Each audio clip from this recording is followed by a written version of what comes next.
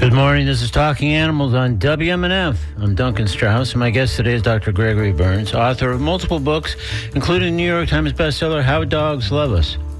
A neuroscientist, professor of psychology at Emory University, and an MD, Berns last week published his latest book, Cowpuppy, An Unexpected Friendship and a Scientist's Journey into the Secret World of Cows. Cowpuppy chronicles some of what transpired when Berns and his wife stepped into a decidedly different world, buying a farm outside of Atlanta and developing a small herd of cattle. But this isn't yet another tale of an ill-equipped city slicker diving into farm life and the misadventures that ensue. Sure, in Cowpuppy, Berns does recount his share of misadventures, mostly occasioned by his early travels along the learning curve. However, what sharply distinguishes this I Bought a Farm tale from most is that Berns, as an academic and a neuroscientist, who notably has used MRI scanners to examine the brains and minds of humans and an array of animals, carefully studied the behavior of his herd and reported on it. He was struck by what he learned, including the ability to forge close relationships with these animals, shaping his own behavior accordingly. So Cowpuppy unspools into a human bovine love story of sorts. Berns doesn't just become fascinated, but kind of smitten, really, laced with the observation of a scientist about issues ranging from the cattle's personal space to how they play to ways they communicate. We'll delve into these aspects of Cowpuppy and others when I speak with Dr. Gregory Berns in just a moment here on Talking Animals on WMNF. A programming note: in just under a week, on September 3rd, WNF's Fall Fund Drive begins, and I'll be raising money on Talking Animals on the very next day, Wednesday, September 4th. My assigned goal for this drive, $3,000, huge for an hour-long show. So really learned over the years that the only real prospect to reaching that kind of goal in that kind of time is to receive pledges before the fund drive show. So if you like Talking Animals, if you appreciate the work we've done now in our 21st year, please consider donating before September 4th. How about today? Any amount you can swing would be great and appreciated. Just please visit WNF.org. In the upper right-hand corner, click on Donate Now, and on a secure donation form that opens up towards the bottom, labeled Designate to pick a show. There's a drop-down menu with options of where to direct your donation. Please select TLA, Talking Animals, so that our show is credited with your donation. Thank you very much. And speaking of thank yous, as always, we have exclusive thank you gifts for pledges of various levels, including a pair of fantastic tickets to see Squeeze and Boy George in concert at the Bay Care Sound in Clearwater. Also, awesome tickets to see comedian and Roastmaster General Jeff Ross at the Stratus Center, and some other Talking Animals gifts. So, meanwhile, coming up later in today's program, I'll speak with Reagan Blessinger, marketing manager at the Humane Society of Tampa Bay, discussing their Pause for Literacy program, which enables kids who love animals to spend time with them at the shelter while enjoying a book or improving their reading skills. So yes, they're reading to the dogs or the cats right there in the shelter. Pause for Literacy sessions happen on Tuesdays and Thursdays, and we'll hear more about this when we talk with Reagan Blessinger a bit later in today's show. Right now, though, let's discuss various, sometimes surprising facets of cattle that my guest, Dr. Gregory Berns, experienced after he and his wife bought that farm, and recounted in his new book, Cowpuppy. With a reminder that I invite you to join the conversation by calling 813-239-9663, emailing DJ at WMNF.org, or texting 813-433-0885. Let's welcome Dr. Gregory Berns back to Talking Animals on WMNF. Good morning, Dr. Berns. Hi, Duncan. Thanks for joining us on Talking Animals. My pleasure. So, congrats on the book. I found it enormously engaging. I learned a lot from it, and I'll pretty safe to say I'll never look at cows quite the same way again. So, surely want to discuss several of the experiences and observations you recount in the book, especially about the herd of cattle you assembled on your farm. But first, I want to go back in time, not too far back, really, but just when you decided to buy the farm. You were a veteran professor, an accomplished researcher, a best-selling author. So what sort of change were you seeking when you said, "Hey, let's buy a farm"? This was back in 2020, so it was at the peak of the pandemic, and I think probably like a lot of people, I was just stuck on my home office doing everything over the computer and Zoom, and feeling kind of disconnected from everything. And I figured, well, hey, I can do this from anywhere. So decided to probably fulfill my lifelong fantasy of moving to the country and living my Green Acres fantasy, I guess. Okay, well, so it sounds like that was a long-standing thing that you just took the occasion of the pandemic to sort of act on, because it's a pretty monumental way to alter your life, certainly from what the life you were leading prior to that. It was, and I mean, given the context of the things that were happening at the time, so I had been running this project where I trained dogs to go in MRI scanners, and the pandemic kind of, put the nail in the coffin on that. We couldn't work with the dogs, we couldn't work with the people, and even if we could, everyone had to wear masks, and the dogs didn't really like that. And so it was just like, okay, it's time for a change. Yeah, as a side note, by the way, I really want to focus, obviously, on Cowpuppy and everything kind of therein.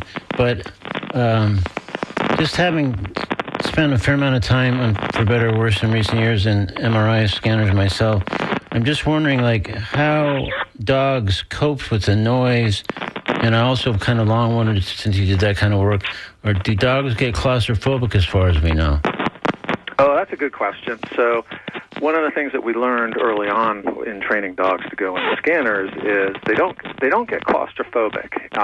It's to them, and done properly, it's just a game. So, they see a tube and it's like, oh boy, let's go crawl in the tube. And that's essentially the same as, what they do in agility competitions. They have to go through a tube. So the claustrophobia is not an issue. The noise, however, is, and potentially a bigger issue for dogs than it is for humans, because, of course, their hearing is more sensitive. They're also very sensitive to the vibrations of the scanner itself. And to get a dog used to doing that, it's a slow process. You have to acclimate them at low levels of the noise, pair it with treats, make it a game, everything just to make it fun, because they don't know what it means, and so it could be good, it could be bad. And so the training process was to make it fun. Make it some appealing, and they'll roll with the noise as much as it's probably startling at first. Exactly. Although, I'll be honest, not all dogs are open to that. And as the project went on, we would have a tryout process to try to tell which dogs would be more sensitive to the noise and therefore not have much fun doing it. And similar to humans, we also have to take care to protect their hearing. So part of the training process was to teach them to wear either earmuffs or earplugs. And to be honest, they probably disliked that more than the noise itself. Yeah, I would see it. Have to do it. I would see a lot of paw moving that head earplugs or headphones or whatever off their face as soon as possible. So, okay, well, that was just sort of a side note. Let's get back, of course, to our main subject at hand today, which is Cowpuppy. So I felt like a big theme that emerges in Cowpuppy is transformation. I guess, first of all, how would you respond to that observation? I think that's absolutely correct, because the book is very much about cows, but it's also about my journey on several levels. One, from being kind of a city boy moving to the country and learning about country life. But it's also deeper than that, I think. It's kind of a transformation of me to having a better relationship and understanding to the land. So if one sets out to have livestock of any type, any large animal, not only are you having to manage the animals, but you have to manage the land that they live on. And so that was a big part of my transformation, is really kind of coming to this place where it's like, okay, now I'm the steward of this place. I have to take care of the animals. I have to take care of the land, and learn that language, and also learn to speak the language of my new neighbors, which was very different. Yeah, well, that there's so much. And in fact, I guess maybe even just to break it into two separate but parallel parts. What about the farm life did you find most transformative? And then what about cow life did you find most transformative? Yeah, so farm life is hard. That's probably the first eye-opening revelation you get is, okay, you want to grow things, that's fine, but it's not so easy. You know, all the beautiful pictures of, you know, I guess you call it farm porn. It takes hard work. And the next thing you realize as soon as you start trying to grow things is that everything wants to eat them. Bugs, other animals, and it's just kind of this constant process of dealing with that, the randomness of nature and weather. You learn to become, one, self-sufficient, or at least modestly so, where you can depend on your neighbors. But ultimately, it's you who are responsible for the land and the animals you're caring for, and also to become resilient in the sense of, you know, you have to roll with it, you have to adapt, because no matter what your plans are, it ain't going to turn out that way. Yeah, it seemed like there was a lot of improvising and a lot of, as I mentioned, I guess, in the introduction, kind of traveling, especially early on, traveling the learning curve. But I'm sure that kind of conformed with your expectations, because you don't just sort of make that drastic a change and buy a farm and say, okay, well, this is going to be smooth sailing from day one. I suppose in hindsight it's easy to say that. I mean, but certainly at the time we made the decision, that wasn't kind of in my mind. It's like, oh, let's do this. This is going to be really hard. Because, you know, anytime you have a big change, it's like you don't know what you don't know. Yeah. Yeah, you can only learn that when you're upset by it, or your day has gone sideways, or somebody's ravaged the crops, or whatever the case may be. Yeah, and it continues to be that way. Every day when I feel like it's like, oh, hey, I'm starting to get the hang of this, nature reminds me, it's like, no, you don't. And you're in, I guess, based on the book, I'm guessing this is probably year 4 or thereabouts, or? Yeah, so that's right. So we're coming up on 4 years. Okay. Well, let folks know who might just be tuning in. This is Talking Animals on WMNF. I'm Duncan Strauss. If you did just tune in, my guest is Dr. Gregory Berns, a neuroscientist, professor, and author of multiple books, most recently Cowpuppy, An Unexpected Friendship and a Scientist's Journey into the Secret World of Cows. If you have questions for Dr. Berns or would like to offer a comment about cows or farm life or anything related, please call 813-239-9663. Email dj@wmnf.org or text 813-433-0885. So, Dr. Berns, before we continue, and I'm sure this is going to be a case of I told you so, we're having an unusual amount of static on the line. So if it's okay, I'm just going to call you right back on a different line and hope that we aren't dogged by what sounds like a little bit staticky connection so far. Okay. I'll call you right back. Thank you. Okay.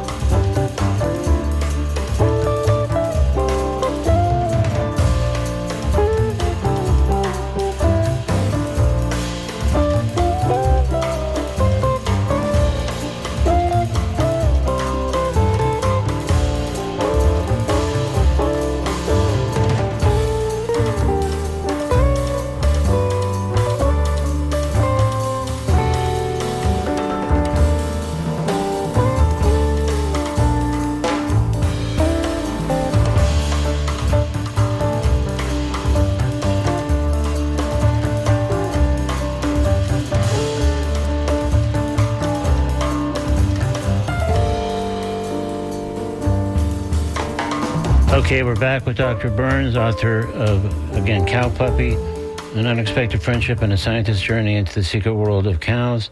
And we're just going to resume our conversation. So to me, there are so many fascinating things raised in the book. We clearly won't have time to address them all, but let's try for as many as we can.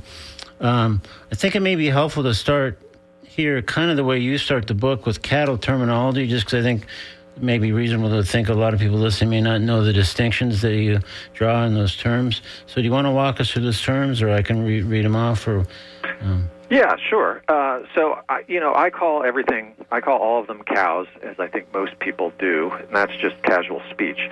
But actually, a cow is a female who has had at least one calf. Then there is a heifer, which is a female who hasn't had a calf. And then we get into the male side, which they're either bulls, in which case they are intact, and steers, who have been neutered. And that pretty much covers the basics, I guess. Yeah, that's it. That's basically two forms of gender for each sex. Cool.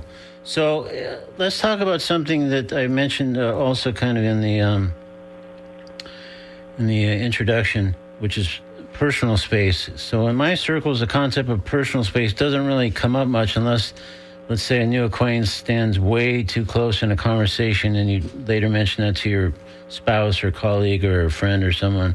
But your chapter on personal space covers all kinds of ground, including indicating that it actually began, the term itself, with the study of animals in the 1950s. So can you talk a little bit about personal space from a few angles, including this kind of scientific history I just mentioned, the importance of personal space to animals relative to territory, and as it relates to cattle, particularly your herd, and how those boundaries can evolve as they did clearly with Lucy, for example? Yeah, so personal space is important for people, and I think probably the most important thing to keep in mind is that it's dynamic. So personal space can expand or shrink as the circumstances dictate.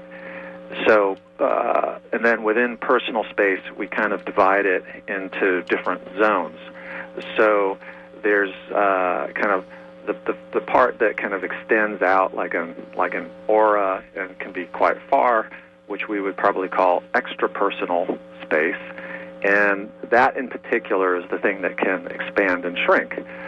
So in terms of animals, their extrapersonal space may be as far as they can see.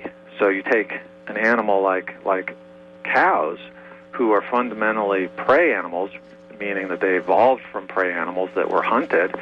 They're on alert for everything. And so if they see something on the horizon, that puts them on alert. That means that they know that something has entered their extrapersonal space.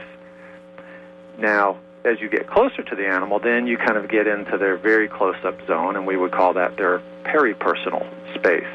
And that zone, depending on which scientist you ask, if you have a limb that you can extend, so like primates, like us, the peripersonal space is generally kind of what you can touch, kind of things within your graspable reach.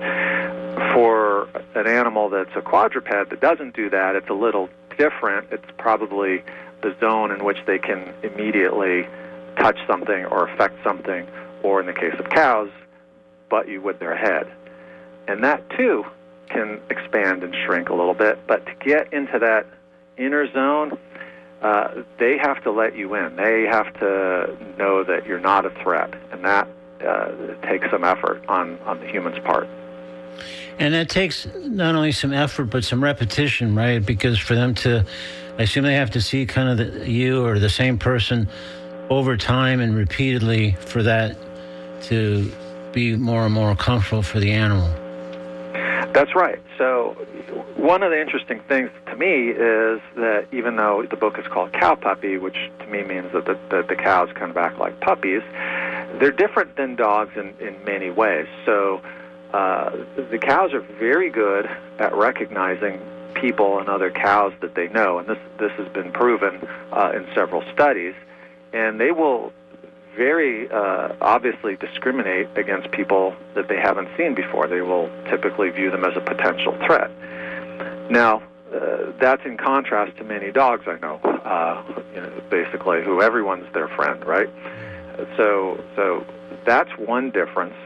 And then in order to kind of get moved into the circle of trust, as we say, you have to gain their trust. And that only occurs through repetition and through repeated interactions that to the cow are positive. So they eventually accept you as part of the herd. And would being positive just be not negative, or does there have to be something more overt for them to perceive it as positive? The reason I'm asking is because after reading the book, I was thinking, I kind of live on the other side of the state, so every Wednesday I drive across the state to do this radio show, and I pass hunks of farmland with lots of cows. And I thought, if I pulled over and approached some of the cows, would I be able to have any sort of friendly encounter? And then it felt like, from what your book says, that could only possibly happen with regular visits with the very same cows, which probably be hard to actually pull off. But that'd be the only chance I would have, actually, right? Probably. I'm assuming that those cows have not had a lot of human interaction. So if they're kind of out on the range, they're probably being managed. They probably get vaccines, and then they get turned loose, and that's it. Yeah. So a human being coming up to them would probably be viewed as something novel and therefore potentially threatening. So it's only through the repetition that when they see humans that aren't doing something unpleasant to them that they would then allow you to approach. And that was a situation with at least two of my original cows, the two females, who were pretty standoffish initially, and Lucy, the boss cow, didn't let me touch her for 6 months. Yeah, that seemed like that was a big part of the story, because that did evolve, but it took a while. It did. Initially, I kind of wrote her off as that was just her personality. She just was standoffish, didn't want to interact with people, and that was okay. But then I learned over time that, in fact, that wasn't really part of her personality. That was just her being cautious. And I, of course, don't know what her prior experiences were, but eventually she came to trust me, and now is frankly one of the most affectionate and most loyal of the bunch. So I guess when something like that shifts, it kind of flips almost to the other end of the spectrum, because if she was super standoffish and reluctant to sort of acknowledge you or get involved, and now where we are, it's like it's hard to imagine it's the same cow. Yeah, I mean, it's. I look back over time, and you mentioned the transformation. I mean, part of it, a big part of it, was me, but there was also transformations going on with the cows themselves. Yeah. Yeah, which is really really interesting, I think, and just because you made an interesting reference that you might want to elaborate for our listeners, calling her the boss cow. Can you just say a little bit more about what that means? Well, I mean, the herd is pretty hierarchical, and I gather this is fairly standard amongst the cattle people. It's not necessarily the bull or the male that is the leader. In fact, it's probably more frequently the case that it's one of the females. And so when I say she's the boss cow, it's pretty obvious if you see kind of how the other cows treat her with deference. So if she walks into the group, it's like Moses parting the Red Seas. They just part. Lucy's here. Let's stand at attention, I guess, right? Yeah. Well, it's just give her space. And the other way you can tell is they all have kind of some little scrapes on their flanks where they horn each other, because my cows have horns, and that's how they push each other aside. It's like they horn or headbutt. Lucy doesn't have any scrapes on her, which shows that nobody would dare do that to her. Wow.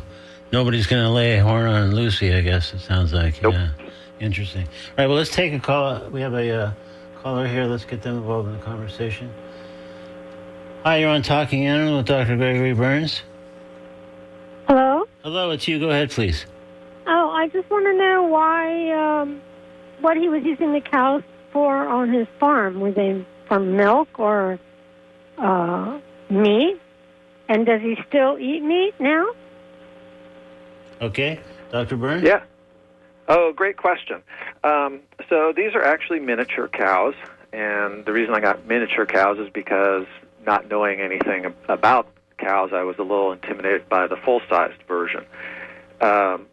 So originally I got them to just be part of the farm system, and so the idea was they would graze on the pastures, eat the grass, then I would collect their manure, which I would then compost and turn into the food garden.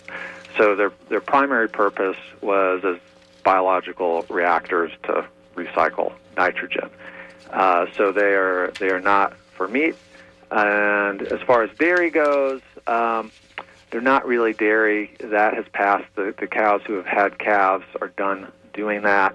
And they were not really too fond of me trying to pull on their udders anyway, and I didn't feel like going through the trouble. So they are for pasture management, and now they provide comfort and therapy to people who want to sit with them. Yeah, which I definitely want to get into at some point, because that, I think, is kind of a whole fascinating wrinkle that, again, many of us probably wouldn't have anticipated. But before we do that, on a show called Talking Animals, it's almost incumbent on us, I think, to discuss cow communication. So maybe you could talk first about cow vocalizations beyond the obvious moo that many of us know, or at least stereotypically know, and then maybe a summary of what you've learned about either cow-to-cow communications, and then I guess there's gender differences in there that we should address, and maybe about cow-human communication that you learned over your initial stint with them.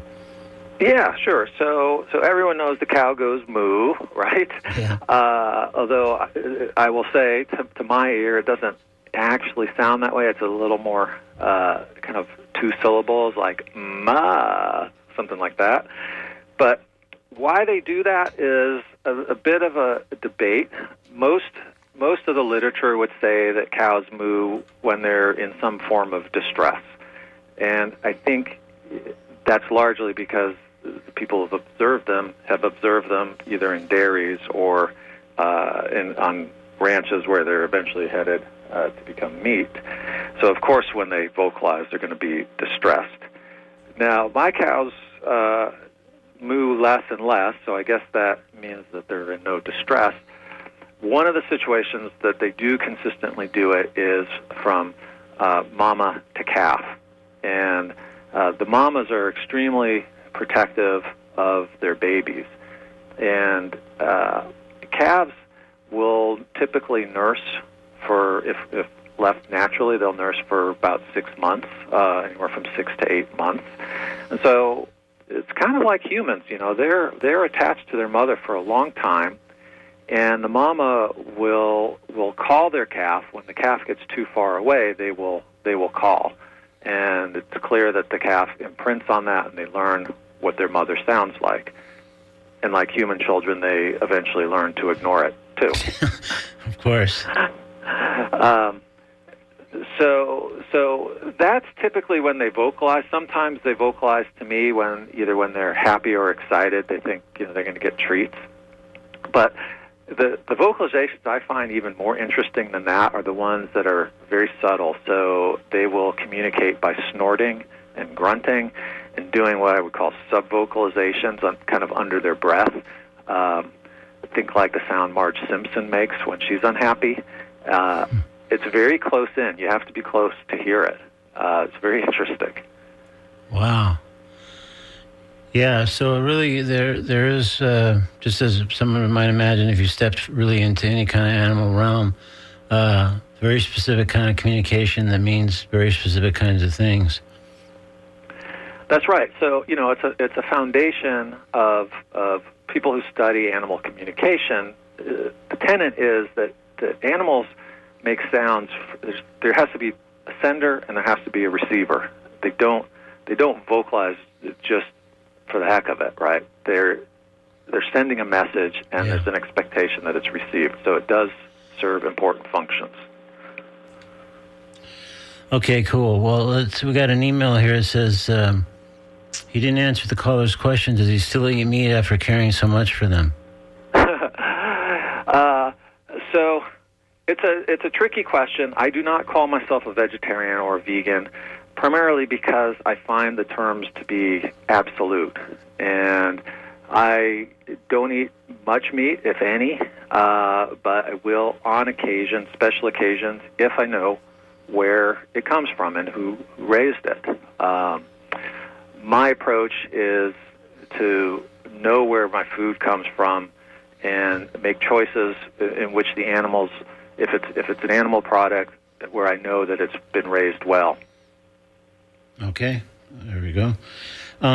So to what extent, overall, from all your, like in the year 4 of your experience with the farm and the various members of the cattle herd, to what extent do you feel cows are misunderstood and underappreciated, perhaps?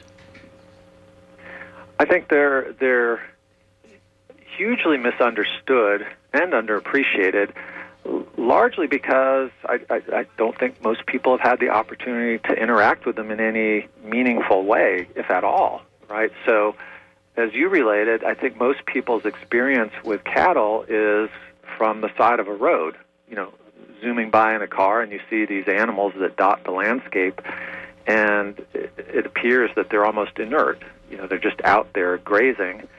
And so, we humans tend to conflate slowness with dumbness, but that's a huge mistake. I mean, they're not actually very slow.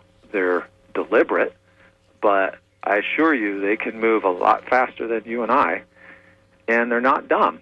In many ways, they're smarter than my dogs are.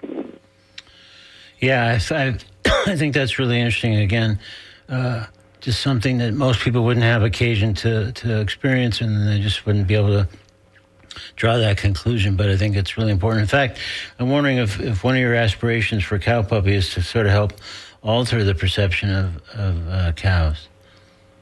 It is. I mean, I wrote the book because, as I said, I fell in love with them, and they fell in love with me too. And it's just a story that I wanted to tell because it was so exciting to me and so rewarding what I learned about them, and not just the fact that they're intelligent, I think, but how emotional they are.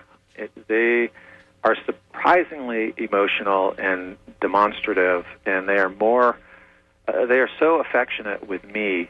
It makes it very much more special than with dogs, because, as I say, dogs are easy. Dogs are evolved to kind of be our sycophants, and everyone's a dog's friend. But with the cows, it's hard-earned, and when they accept you into their social circle, it's very special, and they don't ask for much. They're just very gentle creatures. Yeah. No, that's, again, I just think there's all kinds of revelations in the book about cows, which kind of brings me to thinking that we can't really have a conversation, or at least couldn't be considered complete, about the book without touching on at least 2 topics that we haven't yet. One is your friend Ken, who you met upon moving to your farm and dedicated the book to. And then also kind of maybe overlapping your realization that cows can project healing power, I guess, of a sort. And you started holding therapeutic groups at the farm featuring the cows. So in some ways I think these kind of intersect, but maybe you could respond in whatever way you'd like to both major points. Yeah, so, we began by talking about transformation, and so I moved to the country, and as I alluded to, the issue of being self-sufficient is true, but you still need help, and God, I needed help not doing anything, and I was lucky enough that my closest neighbor, Pastor Ken, a retired pastor, who grew up in the area and had a lot of experience farming and with cattle in particular, we bonded over the cows. Now, we are probably about as different as you can imagine. I'm a professor, teacher at the university in Atlanta, and he's a retired pastor, Vietnam veteran, with kind of a raft of ailments from that. And yet we became best friends, and we bonded over the cows, and spent many evenings together sitting with the cows, watching the sunset, and just taking in the tranquility of it all. And kind of over those sessions we had, we started talking about, well, how great this is and how relaxing it is and how calming it is and how we really need to share that with other people who want the same thing. And so we started, bringing other people to the farm and letting them sit with the cows, both as education, but also as just, you could call it therapy. I just call it relaxation. But I think people leave feeling better for it.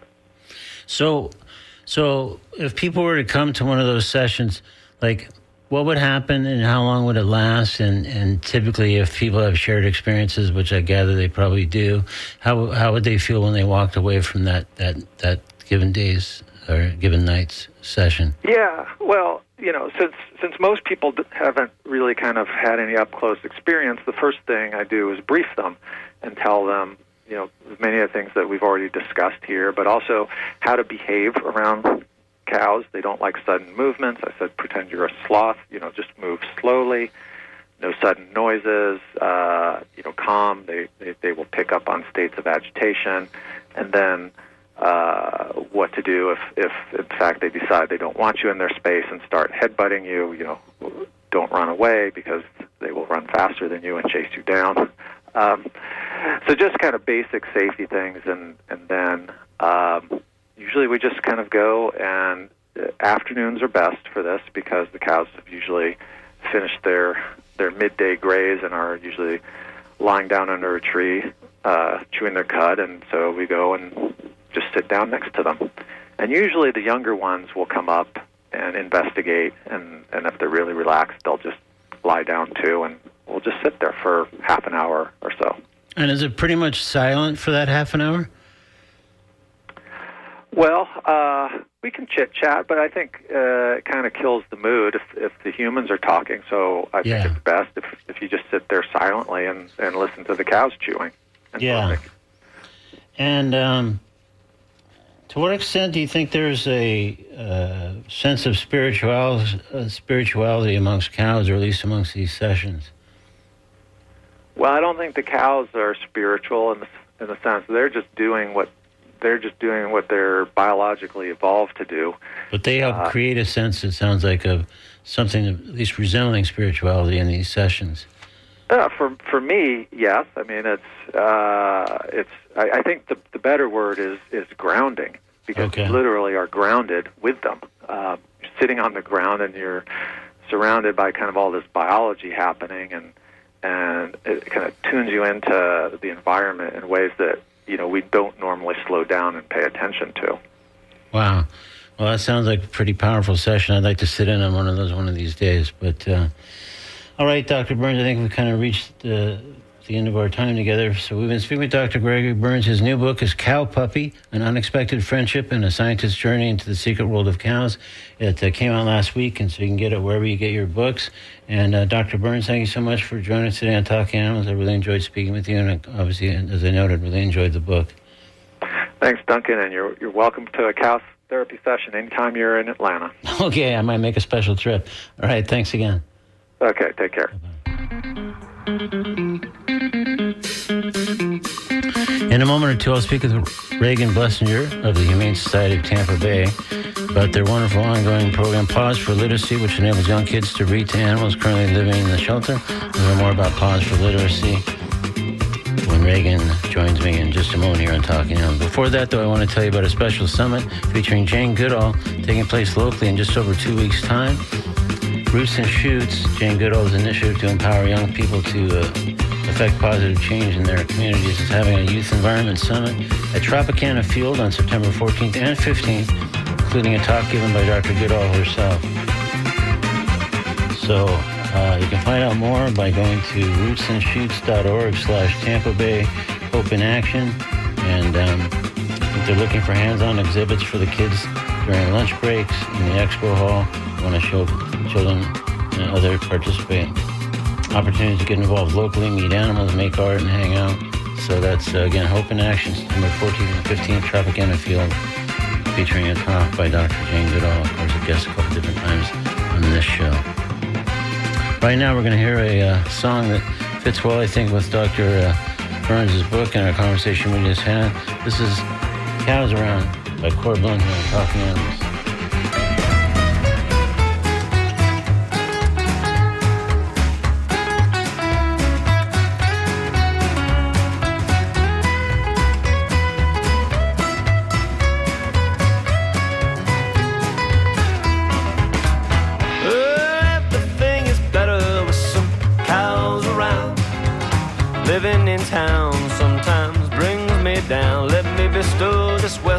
blessing and share what I have found. May you always have cows around.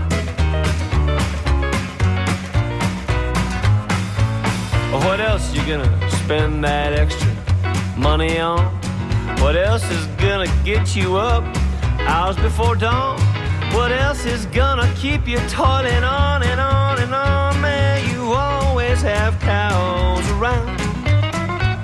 Come on, you know that you got too much time on your hands, not merely enough complication in your plans.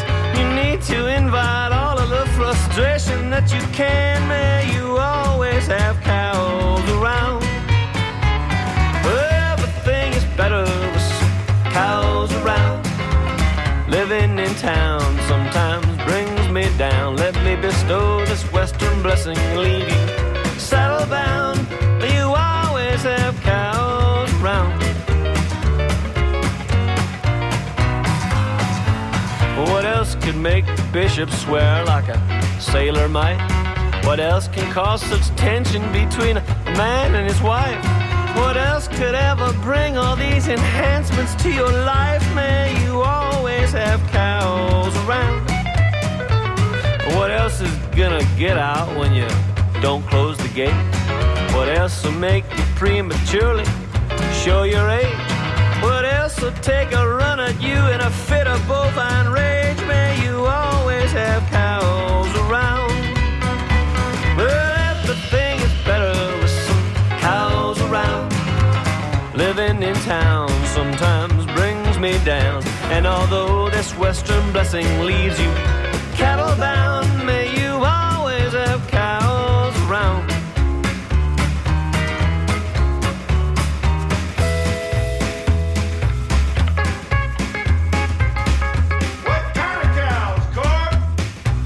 Well, there's Hereford, Highland, Simmental, Welsh Black and Maine and Jew, Chianina, Limousine, Shorthorn, Charolais, Watusi, too, Texas Longhorn, Coriani, Romagnola, Galloway, and Angus, Brahma, Brangus, Jersey, Guernsey, Holstein, hey!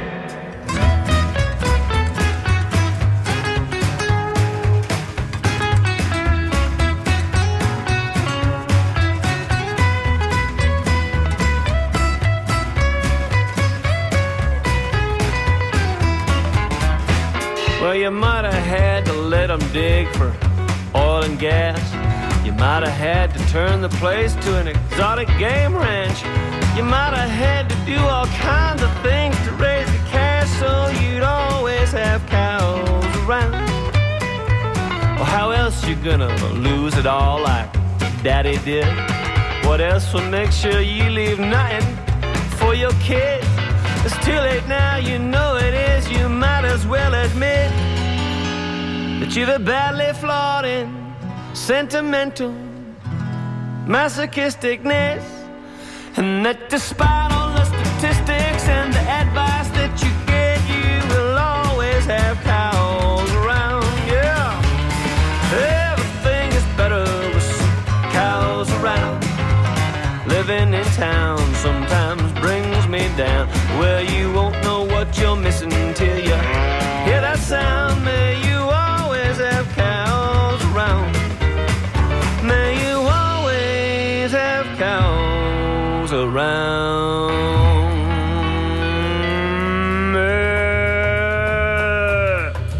That's Core Blonde here with Cows Around on Talking Animals. Right now, we're going to step into the comedy corner with something from a guy named Tim Harmson. Here's a piece called Seagull from Tim Harmson in today's comedy corner on Talking Animals on WNF. I saw a seagull flying around in the sky. It was going around and around and around. I looked at it and I said, Seagull, you could be anywhere in the world right now. Why are you in the parking lot at J.C. Penney's?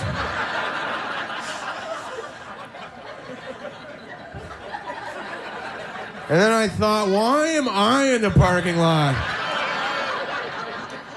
at J.C. Penney's? And then I remembered Arnold Palmer casual wear. 50% off. You look like a jerk if you don't go.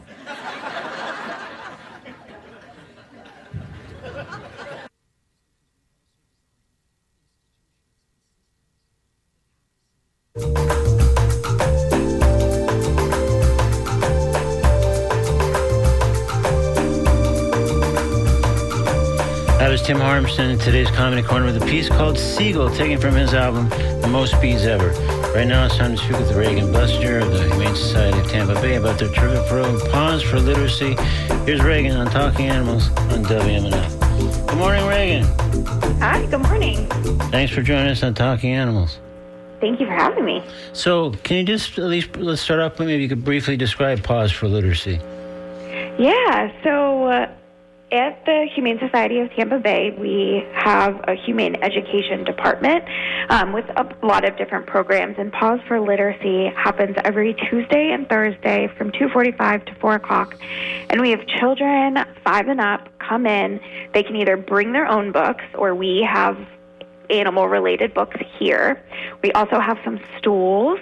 So they come in, they check in, and then they take their school, they take their books, and then they go down to the shelter and read to the animals. So it's like a really good opportunity for them to practice their reading, especially reading out loud.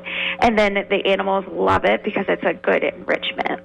That sounds really cool. So who started this program and when was that?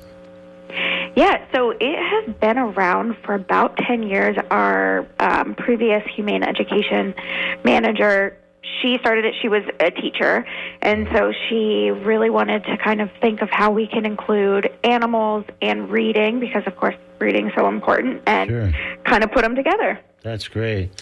So how does someone, if they're just hearing about it for the first time now, how does someone sign up or register or get involved? Yeah, so go to our website, humanesocietytampa.org. Under our Humane Education Department's Pause for Literacy, it's free. You don't have to pay anything. Just sign up, just so we know you're coming. We can have enough stools out and enough books, and then just come on in. And they can decide whether you want to read to dogs, cats, guinea pigs, rabbits. I mean, they can really walk around through all the adoptables and read as much as they'd like. That's great. Sounds like there's a lot of choice. So is there a particular age range that this is kind of aimed at or limited to? 5 and up, we typically see about 5 to 10-year-olds, but, I mean, really, anyone can come in and read to the animals. The animals come up to the front of the kennels, and they'll kind of sit there and listen, so it's really nice to see.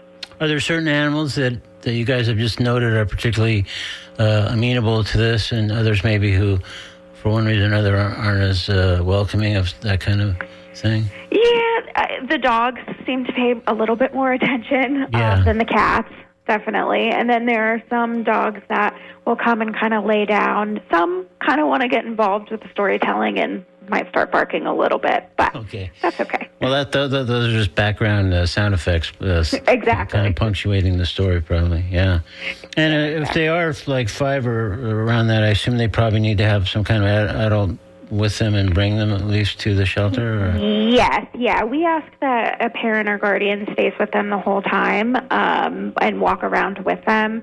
Typically, everyone seems like pretty happy walking around the shelter with them. So. But you made it sound like adults could do this. So, like, if I wanted to come in and read to a dog, would I be able to get in on this, or is that kind of at a separate time under a separate kind of program?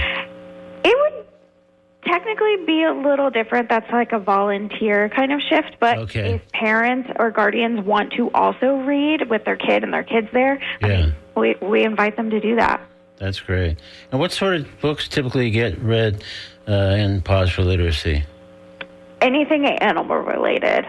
So we get donated books pretty often, thankfully, and they all have some sort of animal story or animal welfare focused. But people can bring in their own books. So if they need to read a book for school, and this is a good way for them to do it. That sounds really cool. Sounds like there's plenty of options, and from what kind of animal you're reading to what kind of book you're reading, and sounds like it's really great. And do people, in your experience, do they come multiple times, typically, the kids, or how does that? Yes. Yeah. We have people who come in weekly. They'll come in every single week, especially during the school year, to come read. I think they're using their books that they have to read for class. Sure.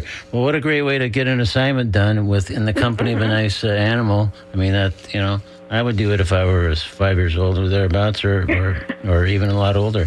Yeah. Yeah. Very cool. Yeah. No, it's awesome. Okay, so basically they just go to find out more or to sign up.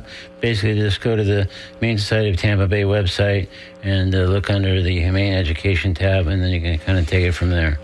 Yep, take it from there. Just register, let us know you're coming, and then come on in. Great.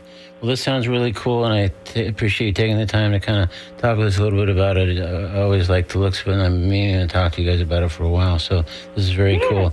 So thanks. This has been Reagan Blessinger of the Humane Society of Tampa Bay talking about, again, their terrific program, Pause for Literacy. Thanks again, Reagan. Thank you. Have a great day. You too.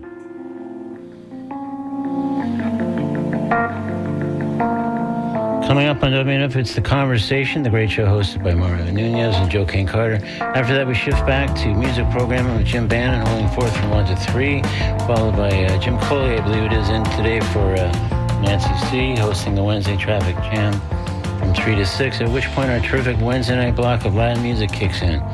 So that's all coming up here on 88.5 WMNF.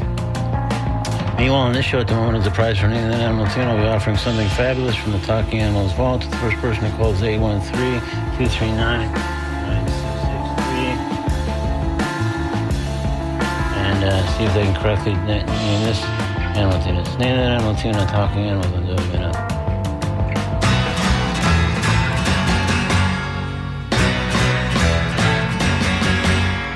Johnny is a joker, he's a bird, a very funny joker, he's a bird, but when he jokes my honey, he's a dog, his joking ain't so funny, what a dog.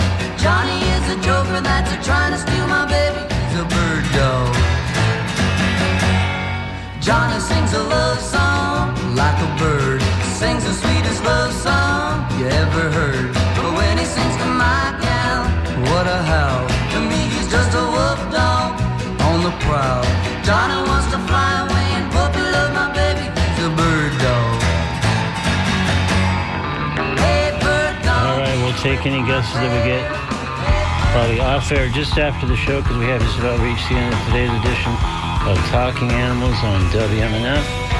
Again, next Wednesday, September 4th, it's Fun Drive Fun, and I'll be joined by the fabulous Flea right here on Talking Animals, raising money for WNF in that fall fund drive. So again, Fund Drive enables WNF to continue to afford all its excellent programming and other resources that it offers all across Tampa Bay and beyond. So please help us help WNF. Visit WNF.org. In the upper right-hand corner, click on Donate Now and secure donation form that opens up. Towards the bottom, they will designate to pick a show. There's a drop-down menu for that purpose, and just please select TLA Talking Animals so that our show is credited with your donation. Really appreciate it. It gives us a little bit of a head start on our massive fundraising goal. So I also invite you to visit talkanimals.net for broadcast audio archives of every show we've ever broadcast.